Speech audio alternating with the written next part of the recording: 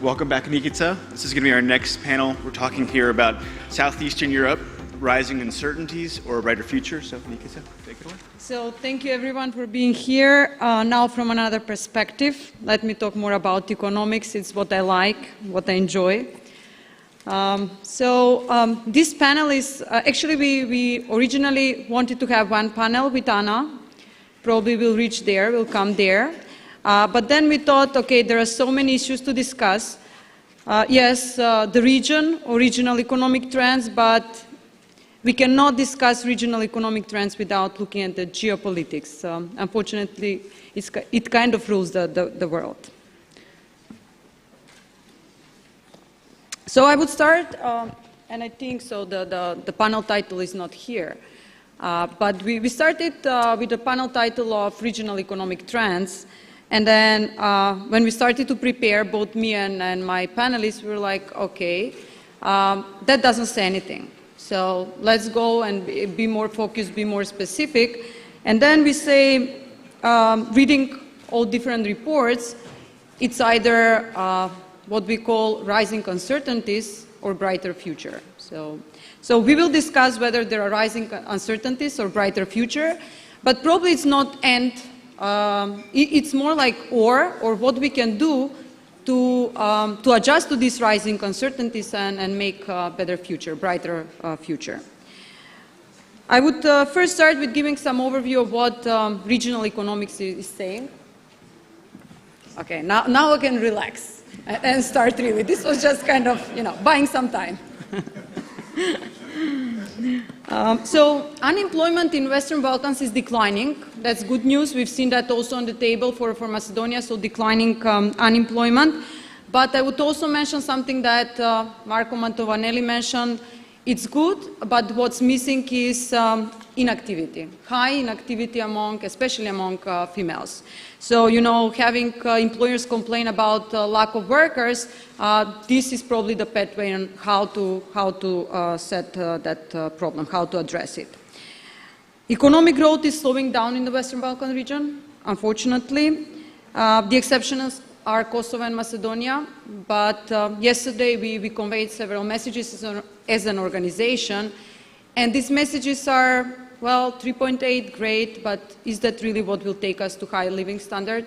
No, probably we need much higher growth rates. External imbalances are rising, started to rise, and I would also mention here the slowdown in Germany, which is our main trading partner, which will certainly affect growth rate in Macedonia. And the economic outlook for 2020 and 2021 is moderately positive, we would say moderately positive, but there are, as I mentioned, rising uncertainties with all the things that are happening globally or in the geopolitics sphere. Then we need to, as a region, strengthen public finances, but also improve competitiveness. And we have to focus more on productivity. I know that, from political or from politicians' view or perspective, we are saying wages are rising, that's great, living standard is rising, but economists know that without rising productivity, this is not sustainable. It's not good. So I would start the panel with the lady that is sitting on the panel, the first female governor of our central bank. Anita, thank you for coming and accepting our offer. We've worked together for quite a long time, with Anita starting the Ministry of Finance a long time ago. And my questions to Anita will be mainly as a governor, but I would also like to ask her a few questions as macroeconomist. I would like to congratulate actually in my view, we have a little bit changed monetary policy, or how the central bank undertakes or plans or implements monetary policy. I must say that we are seeing economic policy, monetary policy, which is more geared towards the economic growth, and I'm happy to hear that. But again, as a macroeconomist, what is your view on the economy? How would you assess the economy? Recently, the central bank announced the GDP actually projections for GDP growth rate. But in general, how would you say how our economy is doing? And I must say here that if you hear politicians, they're saying this is the economic year. So What is your view on that? Okay, thank you, Nikita. Thank you for the nice words, but also thank you for the invitation. It's really a pleasure, my pleasure being here and discussing some fundamental issues that touch upon the prospects, future prospects on our economy. Let me take a little bit longer term view. I will, for a moment, abstain for discussing cyclical development, short-term developments, and look more deeply what are the fundamental factors and what are the fundamentals of our economy.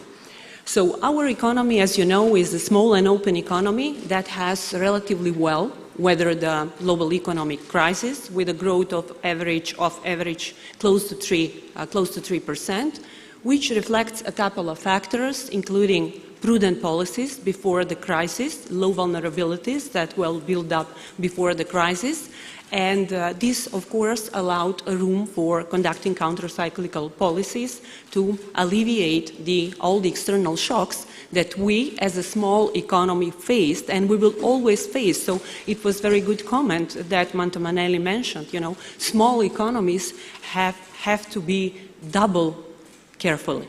So all this provided a room for expansionary policies and what does this mean from the point of view of the convergence? Nikita showed one very nice slide, and it was not much encouraging, but still, if I look dynamically, what was the speed of convergence before the crisis and speed of the convergence after the crisis, I can say that the speed increased after the crisis, which reflects the structural changes of the economies, policies, and so on. However, unfortunately, because the basis is so low, we are currently just about 37% of the EU income level, which is, of course, not enough. What does it imply? It implies that we have to have stronger growth dynamics, because only with the stronger growth dynamics we can accelerate the income convergence. Where do we stand now? Looking, let's say, IMF's projection for our growth prospects in the medium term, roughly 3, slightly above 3%. Looking at the EU projections, growth projections, 1.5 to 2%, it shows that, yes, there will be further income convergence by simple accounting framework, right?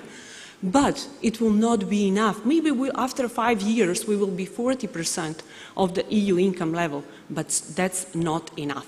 So what do we need now to increase the growth dynamics, to accelerate? We need to touch upon fundamental issues. We need to lift the potential of the growth of our economy. And how can we lift the potential of the growth of our economy? It's clear, we all know that we need structural reforms that will positively affect the key 3 long-term determinants of the growth: labor, physical capital, and total factor productivity. Let me just briefly, if you allow me because of the time, touch upon the main challenges in each of these 3 segments. First, labor. Unlike many other European economies that are facing with shrinking working age population, we're slightly better. We still have increase, but the increase is decelerating. The pace is decelerating. In the last couple of years, increase was just 0.1%. According to the World Bank projections, what can we expect? They are, I would say, pessimistic, maybe realistic. Who knows if this trend continues, that the share of working age population by 2050 will decline from 70 to 60%. Additionally, and why is this happening? Major 2 factors: demographics and immigration, which means structural factors which will continue to weigh on the growth prospects. On top of this, if we have that, according to some estimates, 1/3 of the immigration is high-skilled labor, it means that this is the problem not just for the quantity of the labor, but this is also a problem of the quality, which is clearly visible to any indicators that we can look at, for example, human capital index or a skills segment of the global competitive index. So a lot of challenges along this way. Briefly for the capital. In the post-crisis period, in Southeastern European economies, investment ratios plunged reflecting outflow of capitals and not enough domestic savings to offset or compensate for the outflows that are taking place. However, we, together with Poland and Albania, were in some way outliers because investments in the last decade, if I look at the data, has been solid on a comparative terms. Still, given the low level of the capital stock that we have, it's not enough. We are still significantly lagging behind the EU stock level. This is evident in the case of the public stock of capital, but also in the segment of the private stock of the capital. Even more emphasized in the segment of the private capital, where our capital stock accounts only 22% of EU average. This is per capita data. And in the segment of the public stock, 45%. So a lot of challenges. Again, we need to step up with investments because they affect not just the short-term prospects, they affect also the long-term prospects of the economy. And just 2 sentences about the total factor of productivity. I'm running out of time, I guess. Time is ticking, so yeah, making pressure on us. But I know Nikita well, so I have a bit privileged on this. Just 2 sentences. I mean, productivity. Our productivity is significantly lagging behind the European productivity. Let me just put comparison with Germany. Our productivity is just 42% of the German productivity.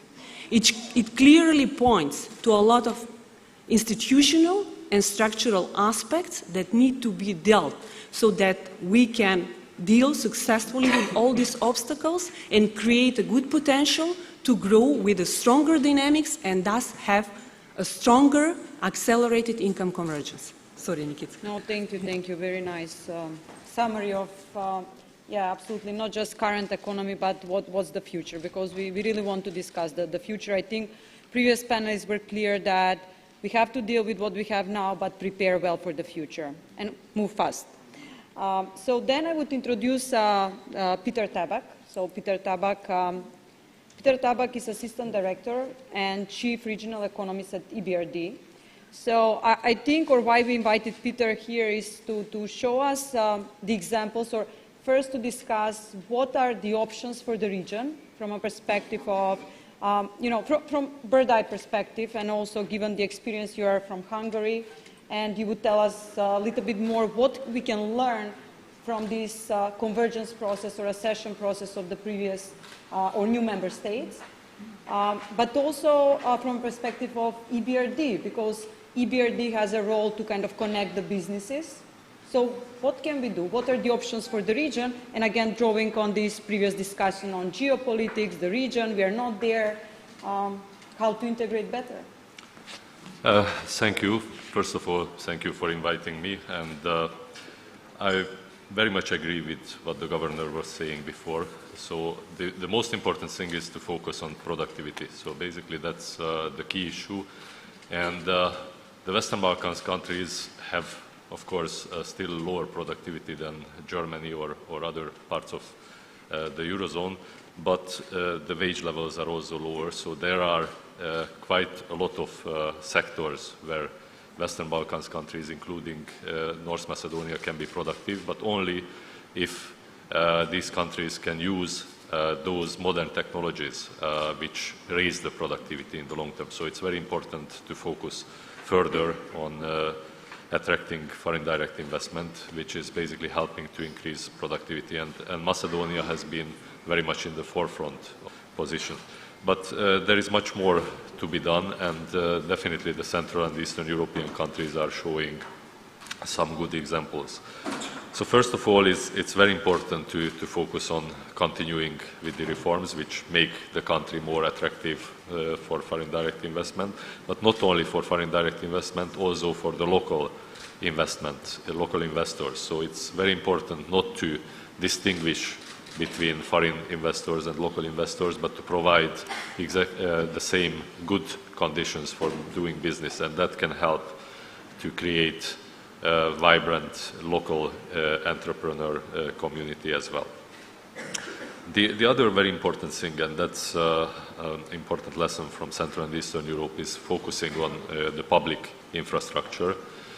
Of course, roads, railways, and the transport infrastructure is very important. Motorways, as much as possible, because they definitely lower the time to reach the most important markets. But as it was mentioned earlier, the soft infrastructure is also very important. How fast is it to cross the borders? So that's where the Western Balkans can do much more to reduce the transit times on the borders. And later on, of course, it's more and more important to focus on the quality of life, and that was also mentioned earlier. So the communal infrastructure, but also the healthcare and education, which is basically creating happier people, happier population, but also keeps people better skilled and better, more ready for productive work. So you also asked about EBRD activities, where we can help. So we are helping in many respects, and basically we are helping both creating regional links, like with creating regional business registry just recently together with Serbia, where North Macedonia has been the second joiner, and hopefully other countries will join. Also creating a link between between the regional stock exchanges through this C-Link platform, which is helping investors to reach the regional stock exchanges easier and faster. But we focus very much also on the traditional transport infrastructure, building roads, like the Kriva Palanka road connecting with Bulgaria, or railways, or the energy transmission between, for example, North Macedonia and Albania. But it's also very important, and potentially even more important, to focus on the soft issues, like improving the governance and improving how the public administration is working. We are focusing very much on the inspections reform in Serbia, now also in Albania, so making inspections less intrusive for entrepreneurs.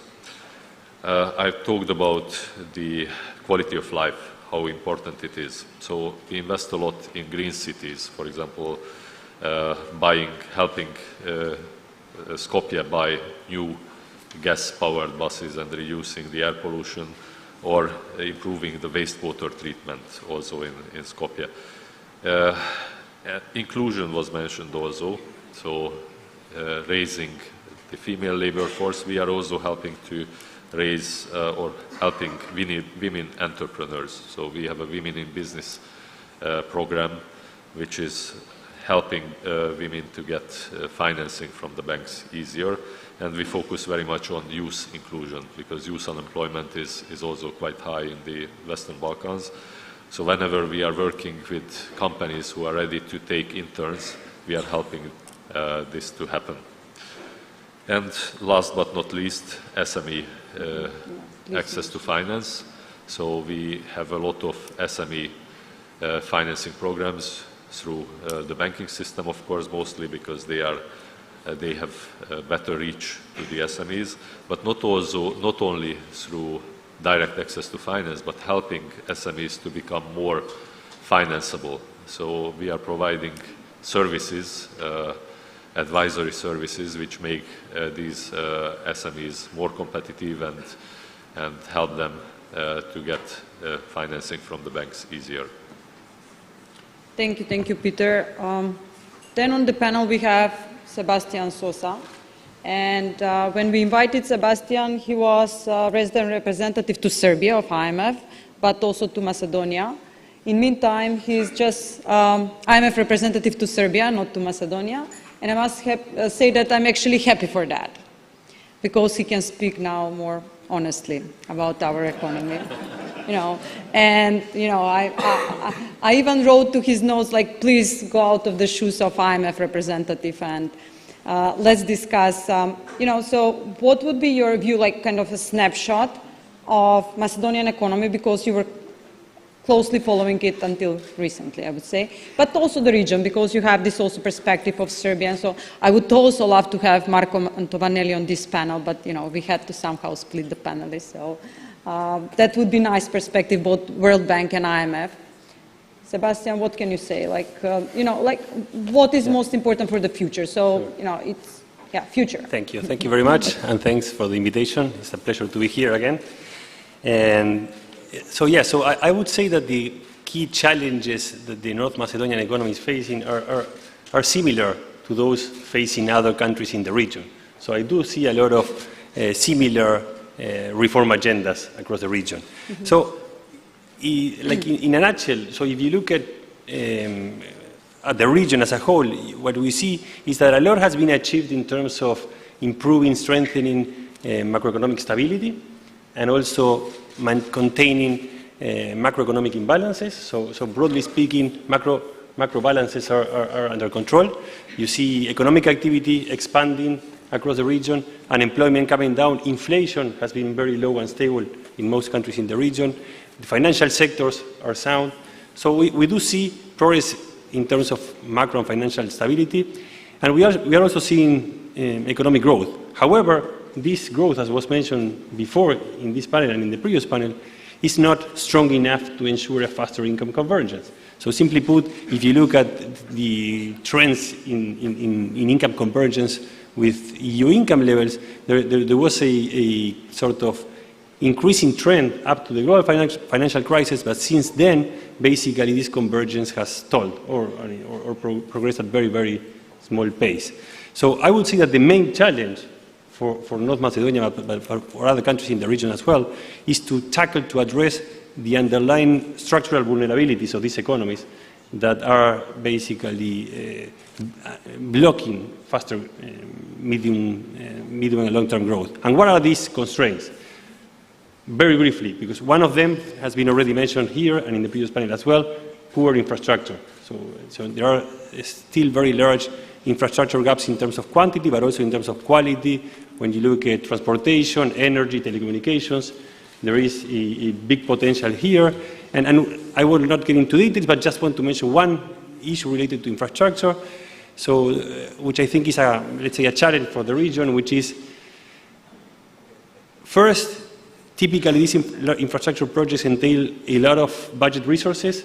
So for some countries in the region where public debt is already high or it has been increasing, this will become more of a challenge.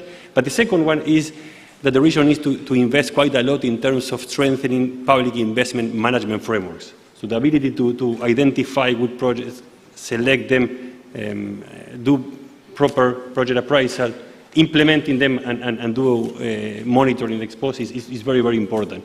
And in many countries in the Western Balkans, this capacity is still not there. The second point I wanted to mention, and it has not been mentioned before, and I think it's very important one, is most countries in the Western Balkans still have a very large grey economy, informal sector. Yeah. This is let's say, big constraint for these economies, because it first it has negative implications for doing businesses to the extent that it creates unfair competition to formal companies, and it also is a drag on fiscal resources. So tackling the informal sector, which ranges, estimates are all over the place, but for across the region, these estimates about the size of the grey economy range from 25% up to 40%. So really, tackling informality is a key priority. And the third, let's say, structural weakness in the region is the relatively poor institutions and governance. So I cannot, let's say, highlight enough the importance of improving governance, rule of law, contract enforceability, the efficiency of the judicial system. This, when you look at, let's say, doing business rankings, I mean, the region has made progress in many areas. Many areas we see sustained progress across the region. But there is one area in which the region is still lagging behind, and it's precisely the area of rule of law, contract enforceability, stronger governance and institutions. And this is important not only to improve the business environment, but also to basically create more incentives for younger, talented people to stay in the country. And this leads me to the final point I wanted to make, which I think is the most challenging headwinds to medium-term growth in the country, but also in the region with these demographic trends. I mean, both because of low fertility rates, aging population, increasing migration, especially among the young, talented people. This, of course, has a negative impact on the labor force, according to some projections we are looking at. Total population in the region will fall by basically 10% over the next 3 decades, but working age population in particular will decline even faster than that. So this will clearly be headwinds to medium-term growth. And in order to tackle this, I would just mention two important elements. One, I would echo Marco's point earlier in the panel when he mentioned that it's very important to mitigate the negative impact on a shrinking labor force, for example, by making use of the existing working age population. Basically, this means increasing the very low labor participation rates among women, but also in some countries in the region also among elder workers, probably thinking about, increasing the retirement age may also help in this regard. Thank you.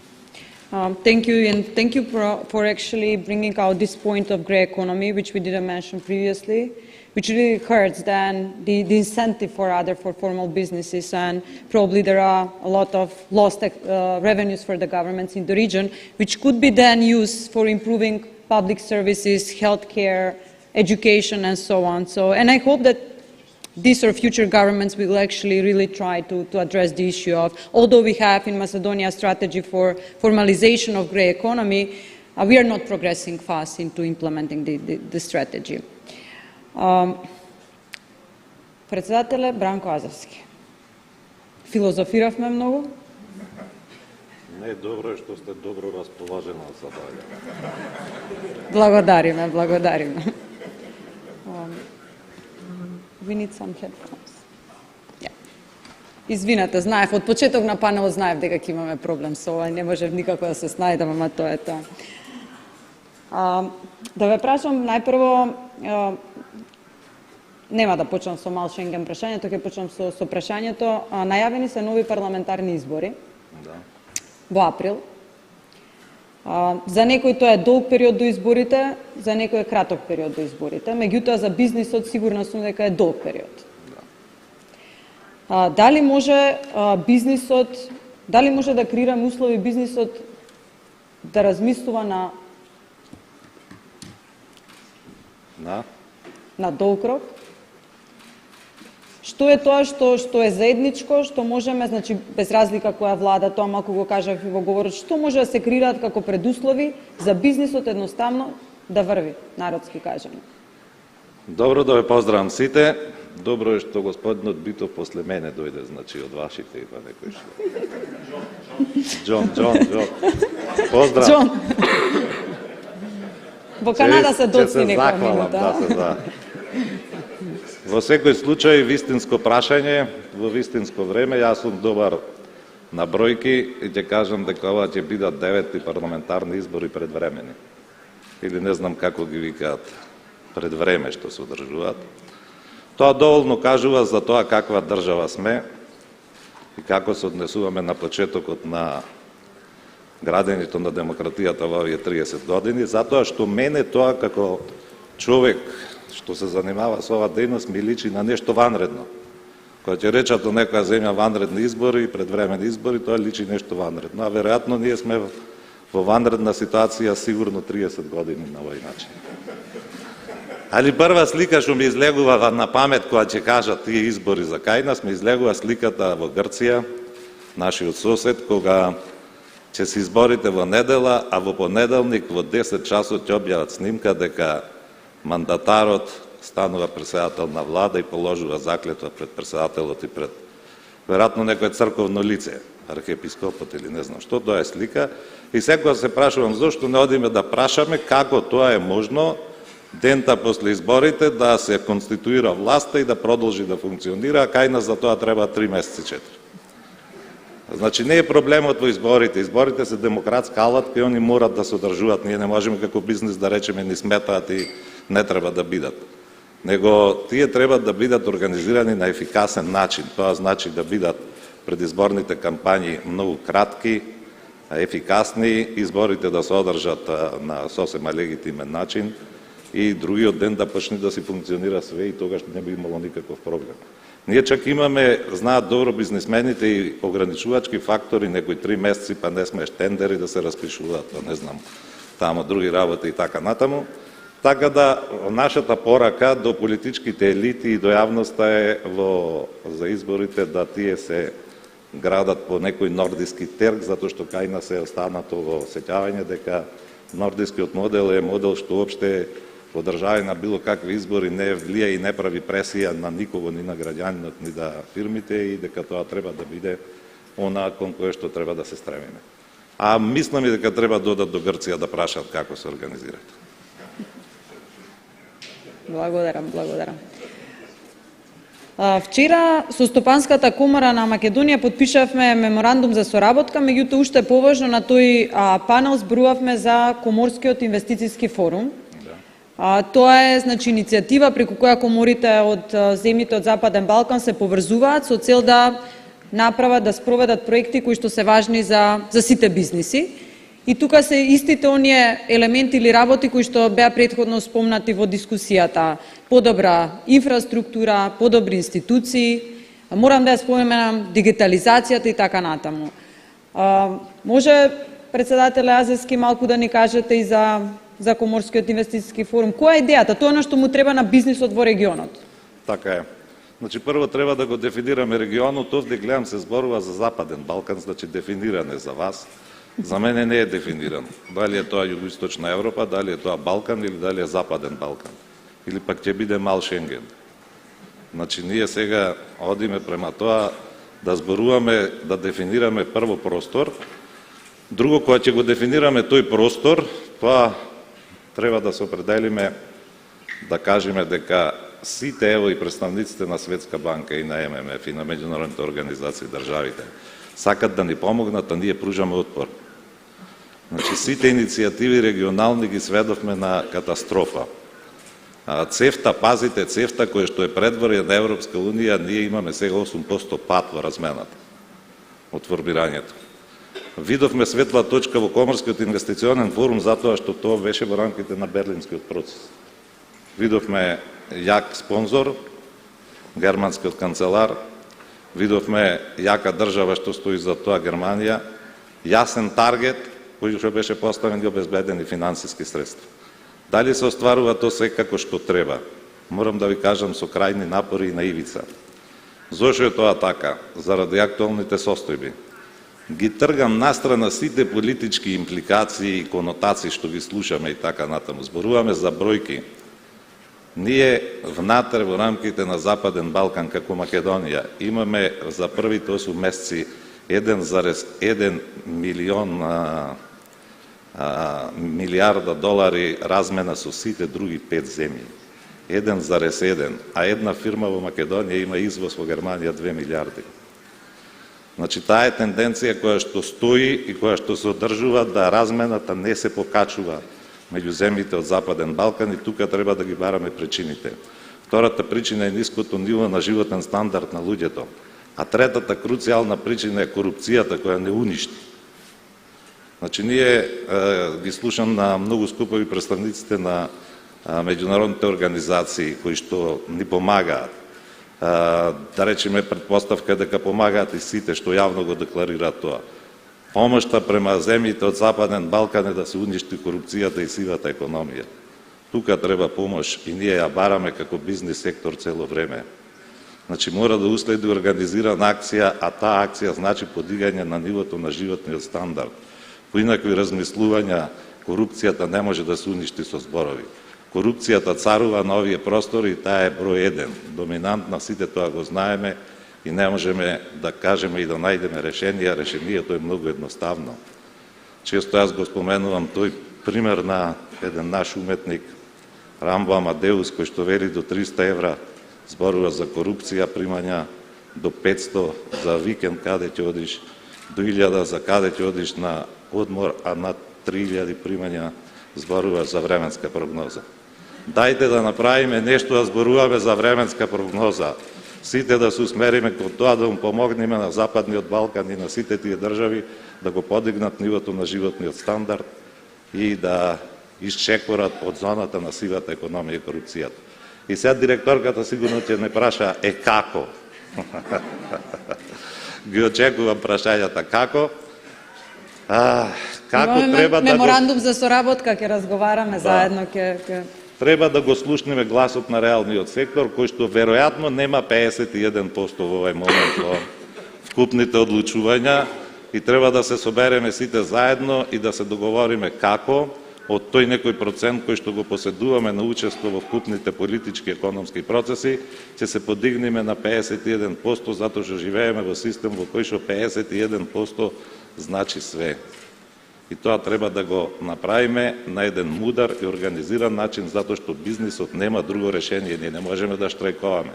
Ние треба да бидеме упорни во нашите барања, во нашите сваѓања, во нашите лобирања, да ги убедиме политичките елити дека треба да се преземат чекори и мерки стратешки кои што можда ќе ги угрозат нивните лични интереси, али ќе допринесат за решавање на овие прашања за кои што зборував.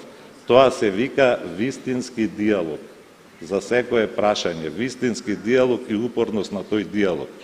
Значи, она што го кажал Харолд Вилсон, премиерот на Велика Британија 63-та, подобро има и го бизнисот како сојузник во градењето на прописите, него како опонент во нивното извршување. Ние бизнисот го имаме формално за партнер во донесувањето на законската регулатива и затоа често и многу често го имаме за противник во неговата имплементација.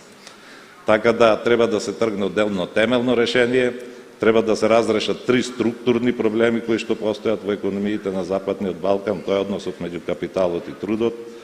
Вториот проблем е проблемот на односот на работоспособното издржавното население, кое мора да се избалансира, и трето е континуитет на правната регулатива и спроведувањето на правните прописи при промена на власта, каде што објективно се соочуваме со проблеми. И после се сите наши барања кои конкретно укажуваат каде и по кој правец треба да се оди. Ќе повторам една работа. Ние не мислиме дека како бизнис нашите решенија се идеални. Ние знаеме дека сме само сегмент од целокупното живење, али бараме озбилност во диалогот. Не може озбилност во диалогот да биде за структурно прашање да те викнат 2 сати пред објавувањето. Значи ти седиш во една сала и они те консултираат, а веќе се напрчиле на говорницата во другата сала и даваат пресконференции каде тоа решение усвојат. Значи да не се лажиме, ние не сме деца, ние знаеме во какви услови сме и некогаш и ќе премолчиме, некогаш ќе бидеме и покултурни од тоа што треба, меѓутоа никој да не мисли дека тоа го одобруваме. Ево, јавно ќе кажам, не го одобруваме, ние знаеме дека имаме проблеми на тој план и затоа јавно кажуваме. Диалог во наредниот период е најпотребен, решавање на прашањето на корупцијата и сивата економија исто така, и озбилност при предлозите на бизнис заедницата, кои што морат да бидат и од наша страна на највисоко ниво. Тоа значи дека на база на студии, анализи и истражувања, а не на држење раката во джебот и придоаѓање на клучните средби и како сретнал некој, по оној му кажал, па така тој го пренесол тоа ставот на клучно место и така ќе градиме економски политики. Нема да има пристап до таквите места кај што се одлучува ако нема истражување, ако нема сондажа, ако нема извештај како што треба, ако нема анализа за тоа направено и така натаму. Така да има и кај нас слабости, ево ја користам приликата да кажам дека тоа го признаваме, ќе го подобриме или бараме по-озбилен пристап од сите. Ви благодарам. Ние сме некаде во тие фазите со платите и со разговорите измеѓу, би рекла, се уште сме 300-400 евра плата, меѓутоа постојано зборуваме за животната средина, не за времето, за жал, за загадувањето. Мораме да го решиме тој проблем и ќе зборуваме утре многу на самитот како тоа можеме да го направиме. Јас би сакала оваа констатација или оние 3 кои што ги спомнавте, главни структурни работи кои што треба да се подобрат во нашите економии, би ги прашала и гостите, ако мислам дека сите имаат консензус околу тоа кои се главните проблеми, меѓутоа ако треба да издвоите три структурни работи, три работи кои што мора да ги подобри регионот, кои би биле тие. Сосема наку со само вемувам наборите ги, бидејќи сакаме малку и публиката да ја дадеме простор на гостите. Повелете. The obstacles that we are facing are a complex issue, and it's not easy just singling out a couple of things. I think what we need is a holistic approach, which will tackle in an integral and inclusive way all the obstacles concerning the long-term factors of production, which clearly we discussed. However, let me try to mention at least three areas. First of all, definitely human capital. There are a lot of estimates that clearly point that human capital explains roughly 30% in the difference in the income level among countries. So it should not be underestimated, especially now in the dynamic environment which asks new skills, new technologies, because there should be people knowing how to manage these new skills. And it will, in a way, offset the effect of shrinking working age, higher quality with less quantity. The second segment, given the stock of the capital that I mentioned, definitely we need to step up with investments, private but also public infrastructure investments. And to step up with private investments related to this question, it's very important the quality of the institutions. Looking at the, for example, World Economic Forum skills segment quality of institution definitely will lag behind in many different segments.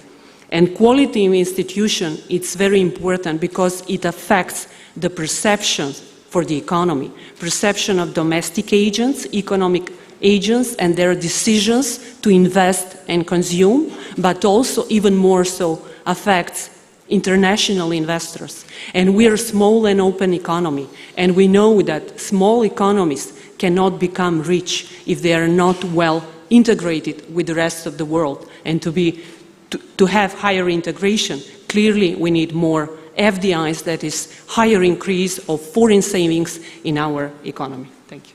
Thank you, Anita. Thank you for being short and on the point. Sebastian? Yeah. But even shorter. Three policy priority for policymakers. Yeah. The first one, tackle informality. So this I cannot underline enough the importance.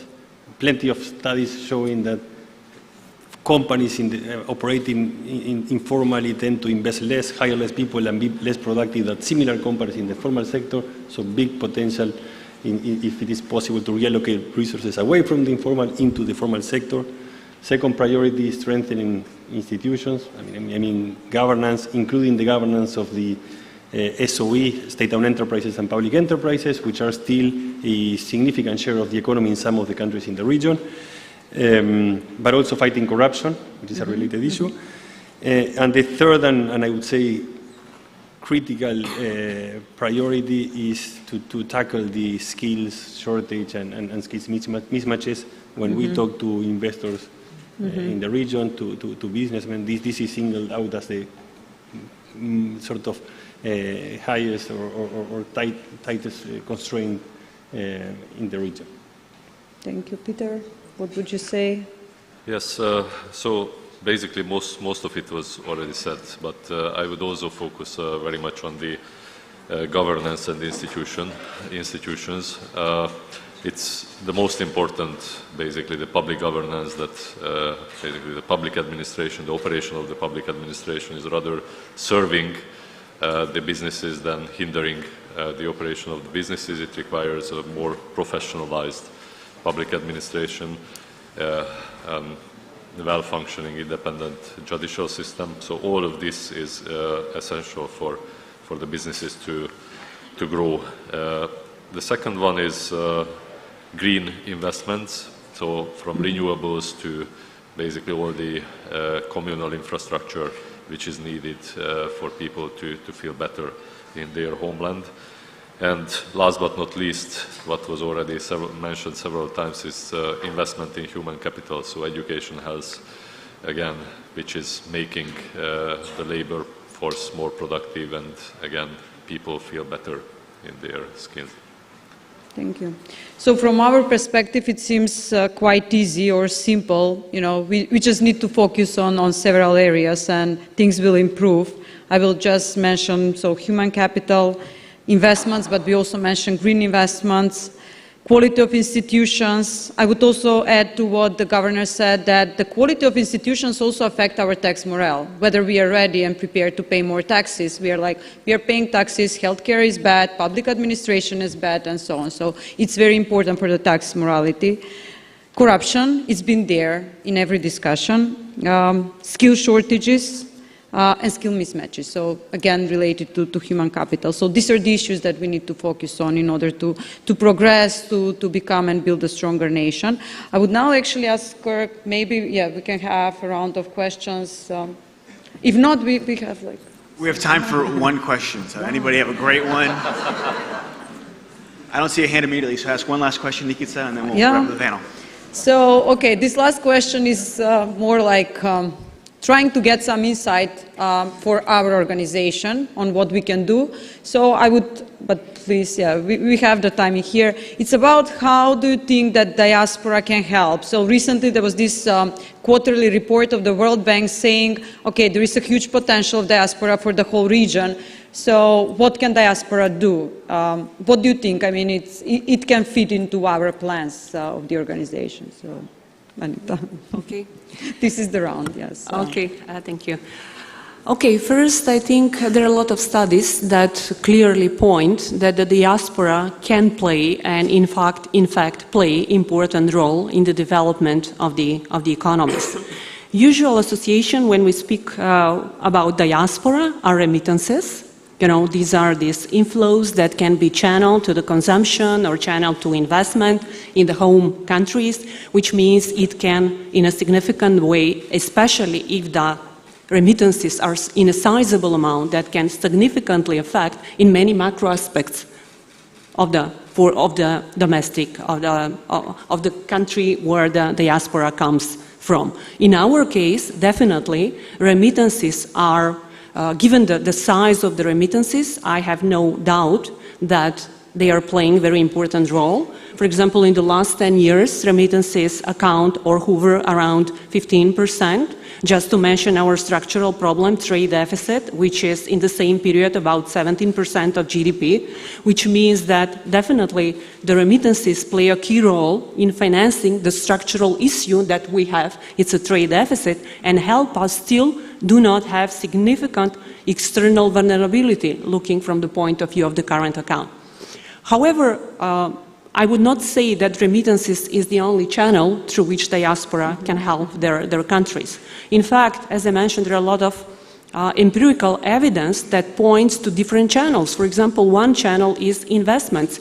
I recently looked at a study that points that clear correlation, but also causation between the networks of diaspora and foreign direct investment inflows and portfolio inflows. And this is explained basically on the ground of low cost information, low cost for information and transaction cost.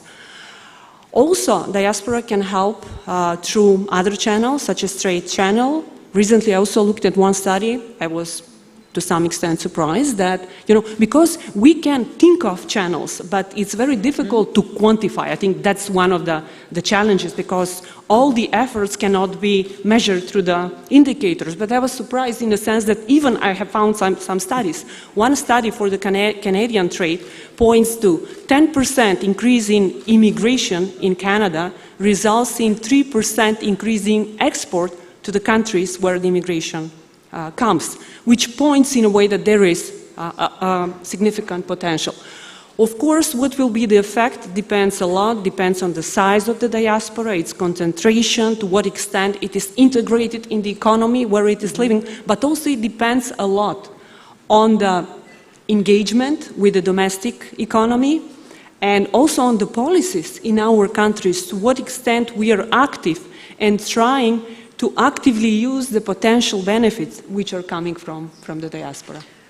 Thank you, Governor. And I think I would actually end up the session here. Apologies, gentlemen, but I think this was very strong conclusion to the session and for the organization. So a lot of work for us, but as I mentioned, in partnership with all of you. Thank you again, and thank you for the guests. Благодарам.